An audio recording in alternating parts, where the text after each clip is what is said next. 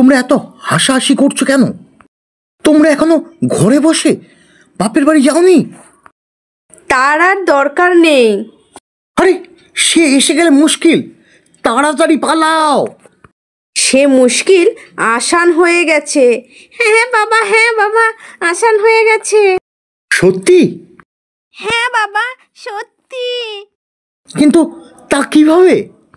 তাহলে শোনো।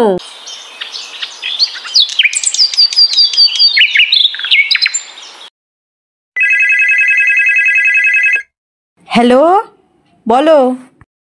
তোমরা তাড়াতাড়ি ঘর ছেড়ে পালাও। কেন? আমার মামার ছেলে গণেশ আমার গ্রামে আসছে, তোমরা পালাও।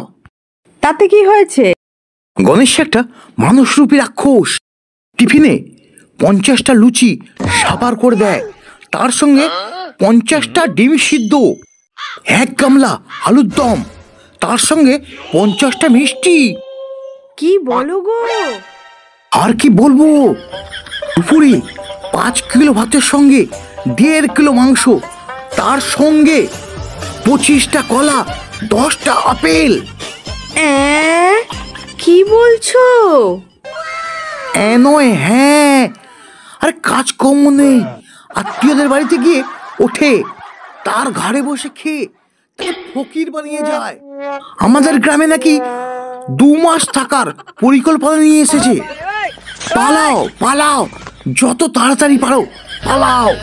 ঠিক আছে, রাখছি। তাড়াতাড়ি জামা কাপড় গোছা। কি বললো যে জামা কাপড় গোছাচ্ছ মা?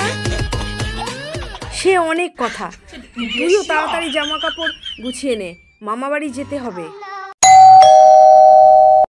নমস্কার, হ্যাঁ আমি গণেশ। পিকলু বাড়িতে আছে? পিকলু মানে মানে কে? আমার মাসতুতো ভাই রঘু। ওকে আমরা ছোটবেলায় পিকলু পিকলু বলে ডাকতাম। না, বাড়িতে নেই। ও, আপনি গণেশ দা? আপনার অনেক কথা শুনেছি আপনার ভাইয়ের মুখে।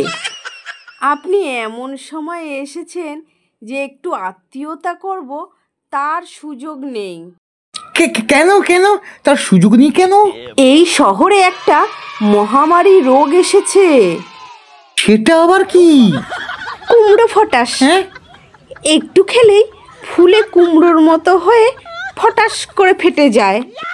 ওরে বাবা! এই রোগের জন্য আমরা সবাই এই গ্রাম ছেড়ে পালাচ্ছি।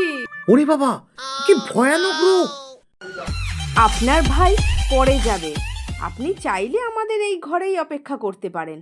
ফ্রিজে অনেক খাবার রাখা আছে গণেশদা, আপনি খেতেই পারেন। মাথা খারাপ না পেট খারাপ?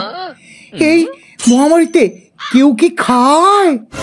কেউ কি করে ঘরে থাকে? ওরে বাবা, পরের গাড়ি ধরেই আমি পালাবো, নিজে বাজলে বাপের নাম।